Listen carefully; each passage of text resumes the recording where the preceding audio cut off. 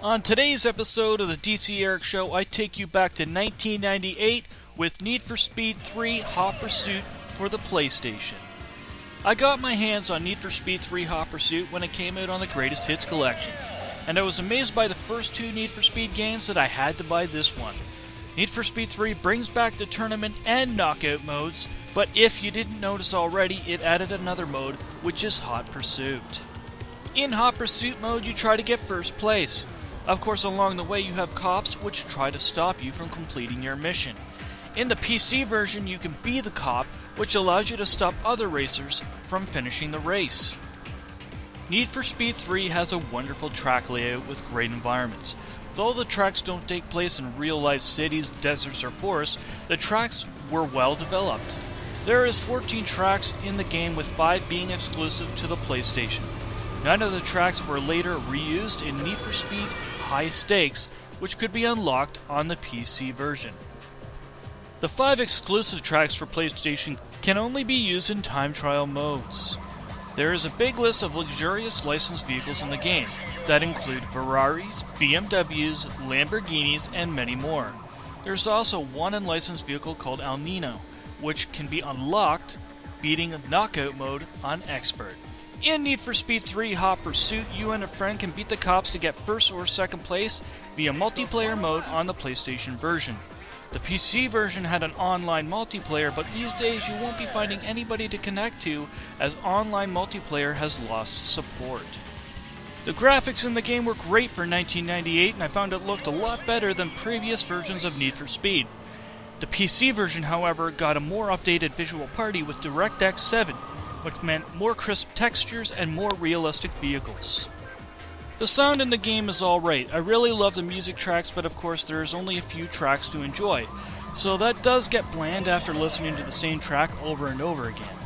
The cars in the game don't sound too bad and have a more realistic sound than most racing games of that period. The cops in the game also have a speech bank. You'll hear them screaming at you to pull over to the side of the road, and many other things to stop you from winning the race. There are some noticeable differences in the game compared to the PC version. While we know the obvious graphical improvements and Be the Cop mode on the PC version had more of a selection of cars that you could download off EA's website. Of course, nowadays, you'll have to look around for those downloads because the main website for Need for Speed 3 has been taken down. Now, the PC version may have had its advantages, but the PS1 version also had exclusive cars that weren't available in the PC version. The PlayStation version also had 2 exclusive cop cars in the game, which of course you can't drive. The PC version has 1 exclusive police car, which you could drive. In both versions of the game, some cars can only be played in certain modes, and some cop cars can only be seen in certain tracks. The PlayStation version can still be played among the PlayStation 2 and PlayStation 3 systems if compatible to play them. The PC version, however, is playable among Windows XP and higher operating systems with some special cracks.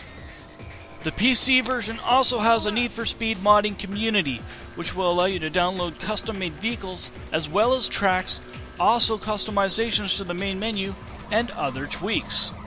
Both versions of the game have their reasons why one is better than the other. For PC, I would say it's the modding community and being able to be the cops and catch the high-speed racers before they reach the end.